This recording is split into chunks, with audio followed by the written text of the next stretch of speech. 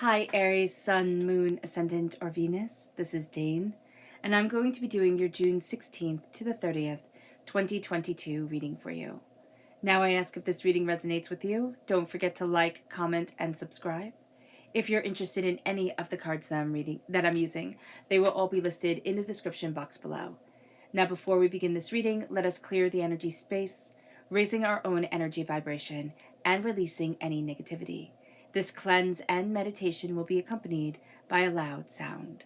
So take a nice deep breath in, exhaling whenever it feels comfortable for you.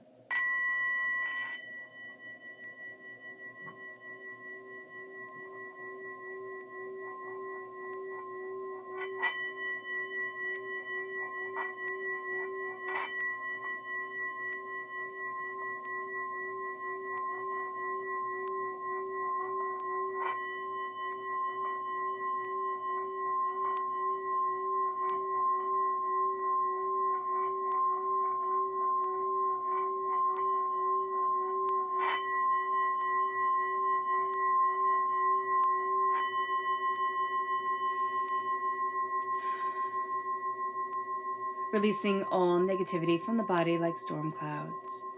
Letting yourself feel calm, centered, and at peace as we enter into this safe and loving space. All right, Aries, let's see the energy that we have to be mindful of during this time. Angels and spirit guides, show me clearly. Guide this reading and show me clearly.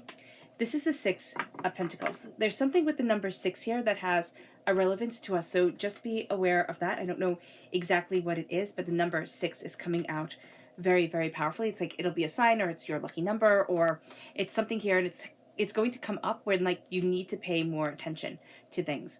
This is also saying that things need to be balanced. There needs to be a give and a take, and it also feels like there's a lot of people asking for handouts.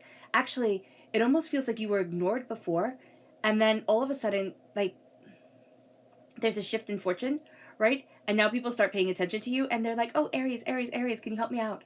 So just be aware of that. It's kind of weird. It moves us to our chakra energy. Angels and spirit guides, show me clearly. Guide this reading and show me clearly, angels. This is inspiration. This is the sacral chakra. And this is saying, be inspired. Be inspired. Let yourself shine forward. This is like, let this new dawn in. Because there's a real sense of there's an awakening, there's an inspiration, there's an insight. And it's like, oh, wow, I haven't seen this in a really long time. Or I haven't been this inspired in a really long time, you know? And it's just like the world is opening to us. We're going to see the colors are a bit more vibrant. You know, everything has a bit more of an intensity to it. So let's look at what the tarot has to say. Angels and spirit guides, show me clearly. Guide this reading and show me clearly, angels and spirit guides.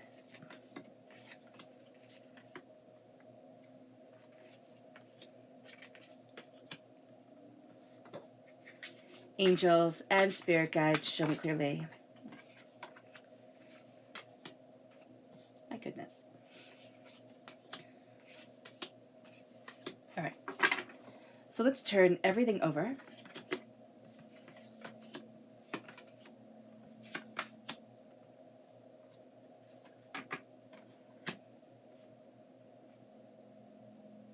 Okay.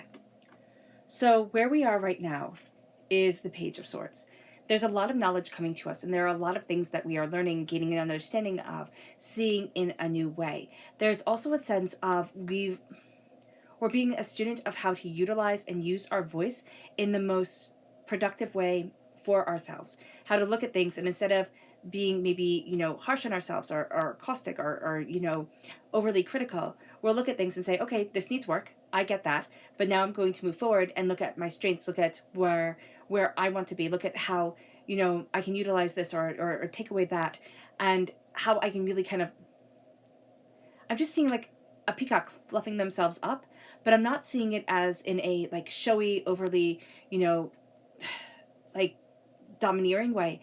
I'm seeing it in a way where it's like, no, let people notice you. Let yourself stand out. Let people be like, just absolutely awed by your beauty and your uniqueness. And don't play up your flaws. People will be more than happy to play up your flaws for you.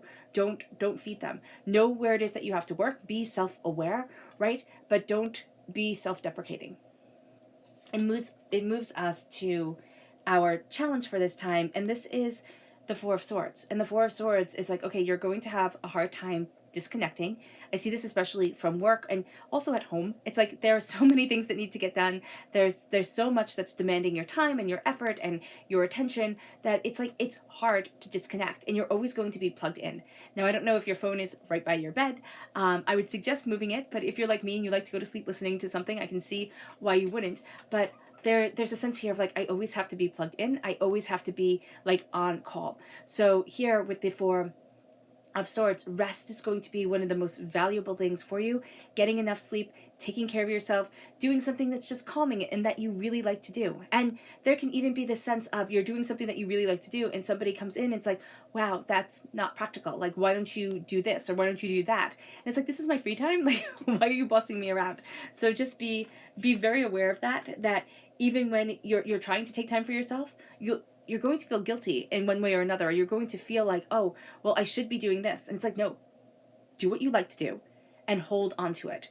It moves us then to what we're focusing on. And this is the Knight of Swords. I mean, we are really focusing on achieving, moving ahead, going after what we want. This is a time where we feel like we have to be plugged in all the time because we're succeeding. You know, we're becoming the hero of our story. Now, we have to be mindful because the Knight of Swords can be in his negative state. He can be overly ambitious, but also just very, very rash, a bit hot-headed. So we don't want to get the reputation of being hot-headed, right? We want to be focused and insightful and determined and dedicated, not just somebody who runs off with a half-cocked idea all the time just to have the gun blow up in our face, right? Because that's where the saying half-cocked comes from. So here, be aware. Be aware that what we want and what we're focusing on is to move forward in success, in prosperity, in abundance, to know what it is that we want. We have the Page of Swords. We're focusing right now on learning everything, what we want, where we are now is we're learning, we're building, and what we're focusing on is being able to utilize everything that we learn, everything that we're taking in, and say, okay, like, this is where I need to be, this is what I'm going after, this is what is needed for me. Now, our past, God, Source, Spirit, however you see the divine, the universe, has handed us a gift of prosperity. I know some of you are going to laugh and say, Dane, come on, there's no prosperity here, what the heck are you talking about? But he has.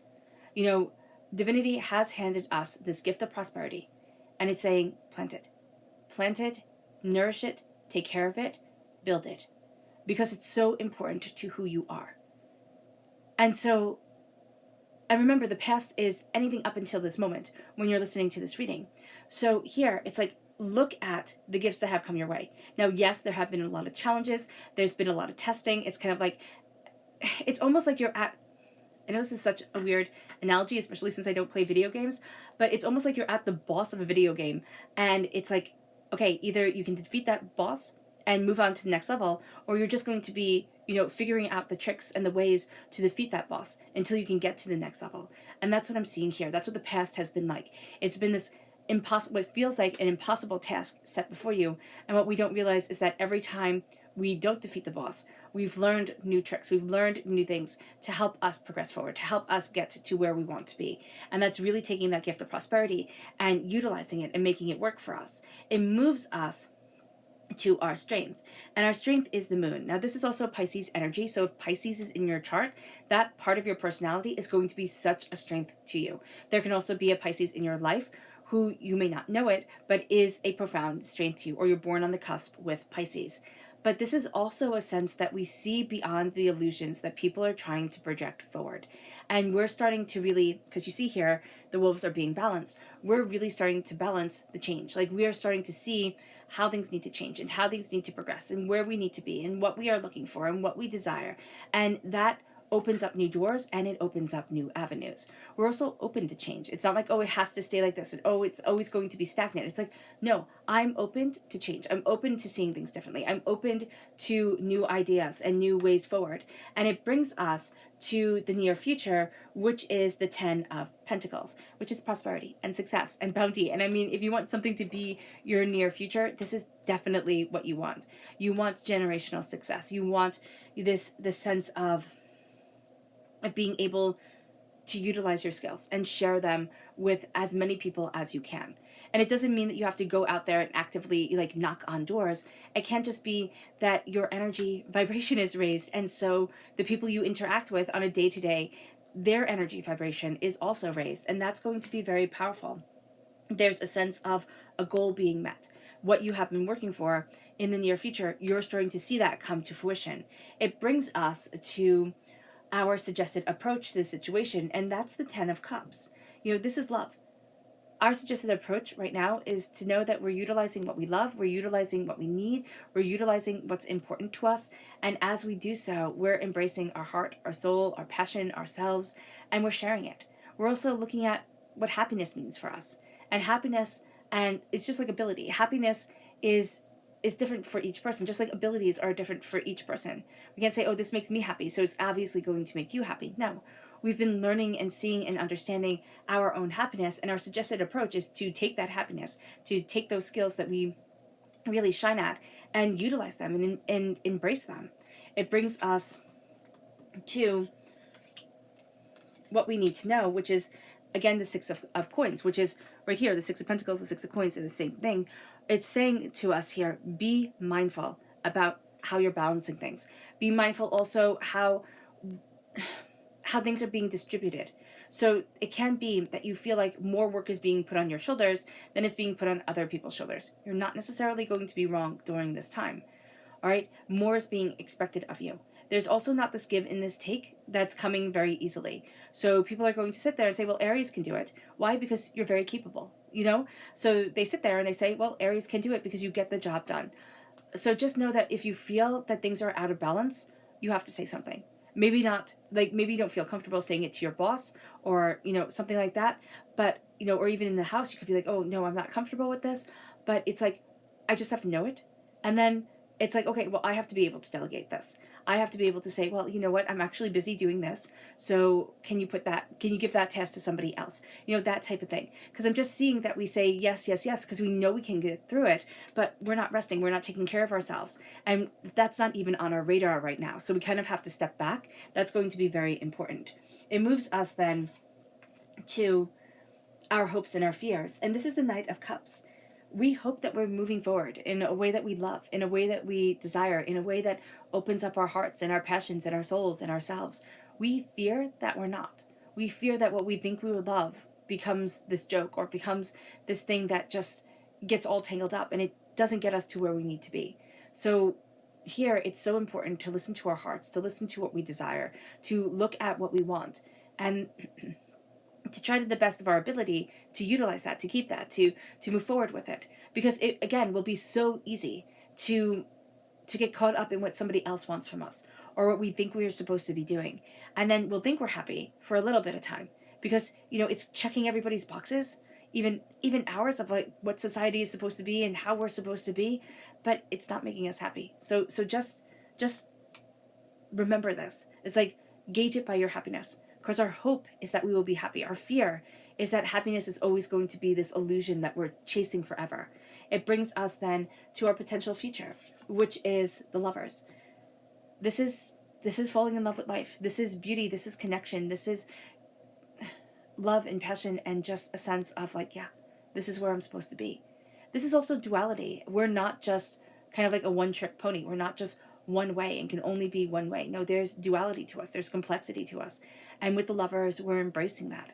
We're also knowing that we are blessed as we move forward and that the passion is coming back, that the love is here, that, you know, the joy is following us. There's also a sense here of everything that we're doing is to get us to what we love. And so if we keep our hearts, again, at the center, if we just say, like, is this what I love? Does this inspire me? You know, is this what I'm passionate about? And, you know, or will this get me to the place where I am passionate about XYZ? that's going to be the best thing for us. That's going to be the most powerful thing for us, because we can see the changes coming. We can see what has other people afraid and they don't want to look at. We can see it. So here it's like, keep your love, keep your passion, keep what you desire at your center. And that's going to just be one of the most beneficial things.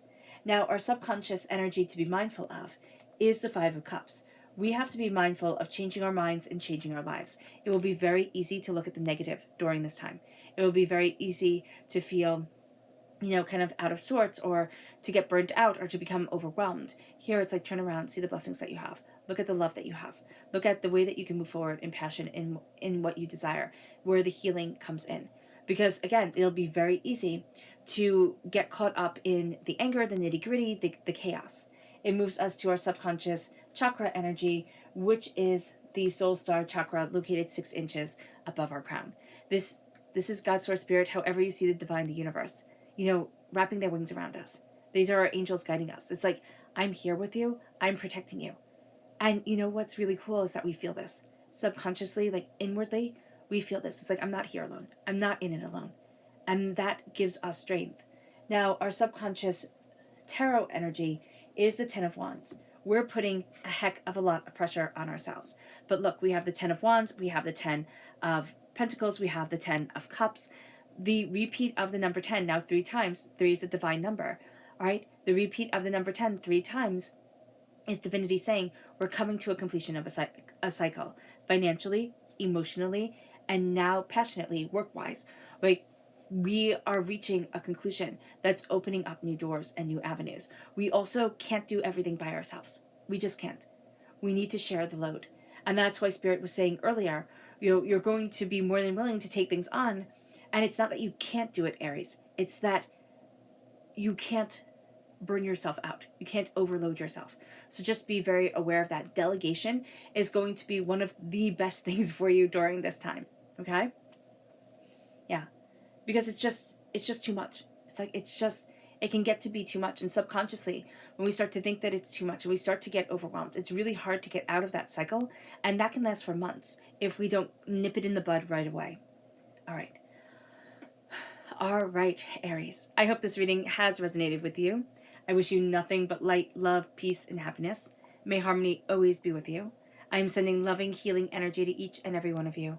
I love you all, and stay safe. Let's end this reading with a meditation, a clearing away of negative energy, a raising of our positive energy as we embrace the power, intensity, and beauty of this time and of ourselves. So take a nice deep breath in, exhaling whenever it feels comfortable for you.